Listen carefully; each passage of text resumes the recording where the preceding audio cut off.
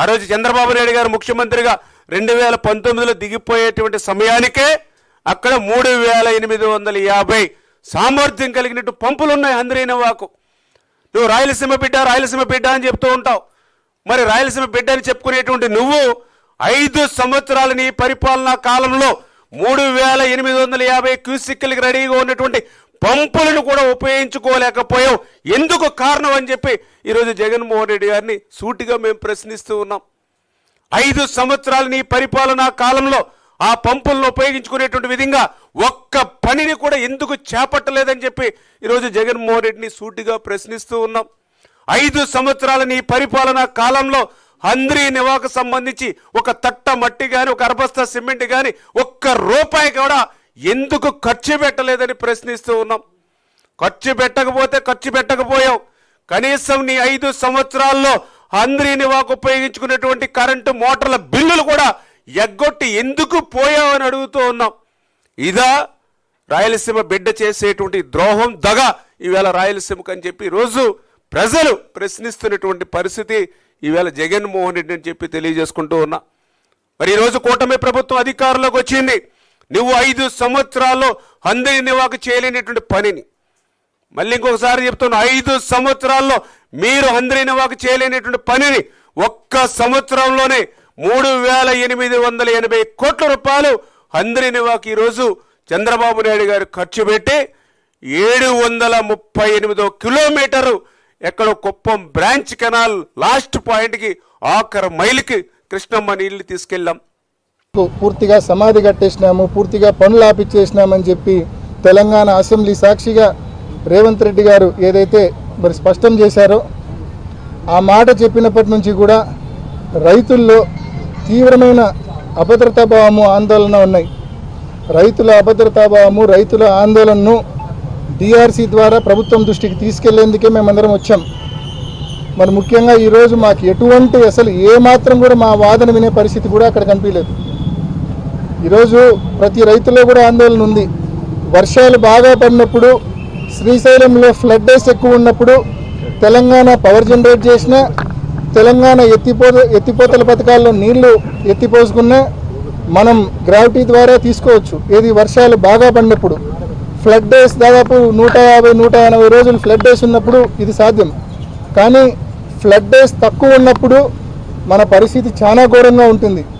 మన ప్రాంతానికి 111 టీఎంసీలు రావాలా, ఎస్ఆర్బీసీకి సంబంధించి 19 టీఎంసీలు రావాలా, తెలుగుగంగకు సంబంధించి 39 టీఎంసీలు రావాలా, జిఎన్ఎస్ఎస్కు సంబంధించి 38 టీఎంసీలు రావాలా, చెన్నై డ్రింకింగ్ వాటర్కు 15 టీఎంసీలు రావాలా, కేసీ కెనాల్ ఏదైతే ఇక్కడ మనం శ్రీశైలం నుంచి మనం తీసుకుంటామో దానికి 10 టీఎంసీలు రావాలా, మొత్తం 111 టీఎంసీలు నీళ్ళు మనకు రావాలా.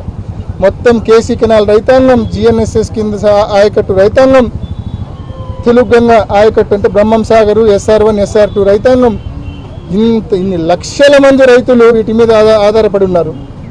మరి ఇంత పెద్ద అంశాన్ని ఏమాత్రం అంటే మేము చర్చ మొదలు పెడితే 2 నిమిషాలు మా వాదన వింటేనే రివర్స్ ఎదురుదాడికి మళ్ళా మేము సమాధానం ఇస్తే డైవర్షను. కేవలం ఎదురుదాడి డైవర్షన్ తప్ప ఏమీ లేదు ఇక్కడ. ఏ సమస్యలు ఏవనైతున్నా ఇంతే. మరి ఈ డిఆర్సీ మీటింగ్లు ఎందుకో మరి అర్థం కాని పరిస్థితి.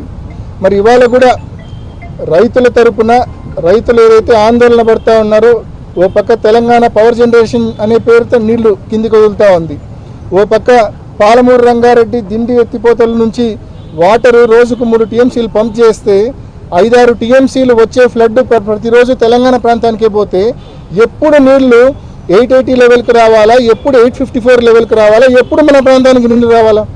854 అడుగులు పైకి పోతేనే కదా మనకు కనీసం 7000 క్యూసెక్లన్నా వచ్చేది. ఈ ప్రాబ్లం దృష్టిలో పెట్టుకొని గతంలో దివంగత ముఖ్యమంత్రి డాక్టర్ వైఎస్ రాజశేఖర రెడ్డి గారు పోతిరెడ్డిపాడు 11,000 ఉంటే సరిపోదు, ఫ్లడ్ బాగా ఉన్నప్పుడు శ్రీశైలంలో 880 ఫీట్ లెవెల్ ఉన్నప్పుడు పెద్ద ఎత్తున నీళ్లు డ్రా చేసుకోవాలా అని చెప్పి పోతిరెడ్డిపాడు హెడ్ రెగ్యులేటర్ను 44,000 క్యూసెక్లకు ఆనాడు రాజశేఖర రెడ్డి గారు పెంచి ఒక గొప్ప నిర్ణయం తీసుకున్నారు. ఆ నిర్ణయం వల్లనే ఫ్లడ్ డేస్ బాగా ఉన్నప్పుడు మనం పెద్ద ఎత్తున మన ప్రాంతానికి నీళ్లు తీసుకోగలుగుతూ ఉన్నాం. ఆ తర్వాత జగన్మోహన్ రెడ్డి గారు వచ్చిన తర్వాత మారిన పరిస్థితుల దృష్ట్యా ఒక పక్క తెలంగాణ ప్రభుత్వము వాళ్ళ రాష్ట్రం ఏర్పడిన తర్వాత ఇష్టం వచ్చినట్టు పవర్ జనరేట్ చేస్తూ ఉంది. ఆ గతంలో ఒకే రాష్ట్రం ఒకే మాట, ఇప్పుడు రాష్ట్రాలు రెండు అయిపోయిన తర్వాత తెలంగాణ ప్రభుత్వం వాళ్ళ ఇష్టం వచ్చినట్టు వాళ్ళు పవర్ జనరేషన్ చేస్తూ ఉన్నారు. వాళ్ళ ఇష్టం వచ్చినట్టు వాళ్ళు లెఫ్ట్ కెనాల్ నుంచి మరి ఎత్తిపోతల పథకాలు నిర్మించుకుంటూ పోతూ ఉన్నారు.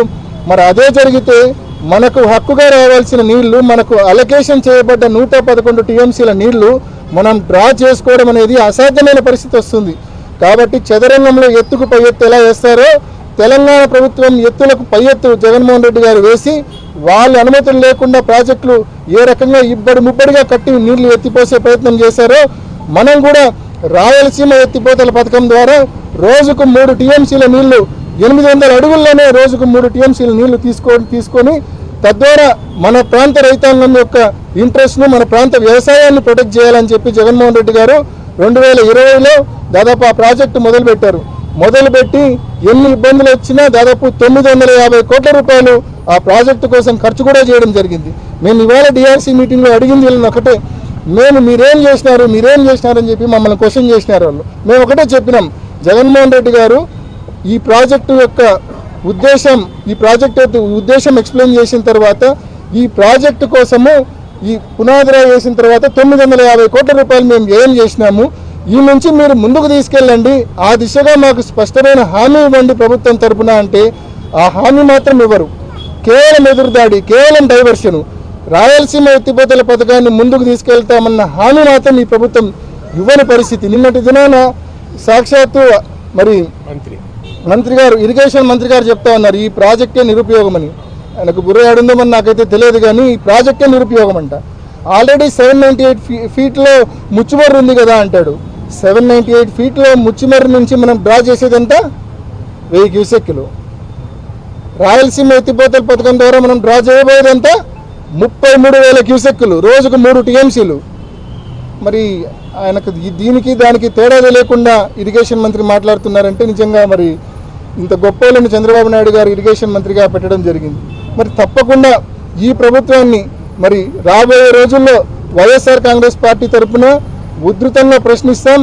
తప్పకుండా ఈ రాయలసీమ ఎత్తిపోతల పథకం విషయంలో ఈ ప్రభుత్వం ముందుకొచ్చి నిర్మాణం పనులు మళ్ళా చేపట్టే వరకు, చేసిన పనులను మళ్ళా ముందుకు తీసుకెళ్లే వరకు తప్పకుండా వైఎస్ఆర్ కాంగ్రెస్ పార్టీ ఆధ్వర్యంలో ఈ ప్రాంత ప్రజా ప్రతినిధులను, ఈ ప్రాంత వైఎస్ఆర్ కాంగ్రెస్ పార్టీ కార్యకర్తలు, నాయకులు అందరం కూడా కంకణబద్దులో ఈ ప్రభుత్వాన్ని నిలదీసి ముందుకు తీసుకెళ్లే విధంగా మేము కృషి చేస్తామని తెలియజేస్తా ఉన్నాం.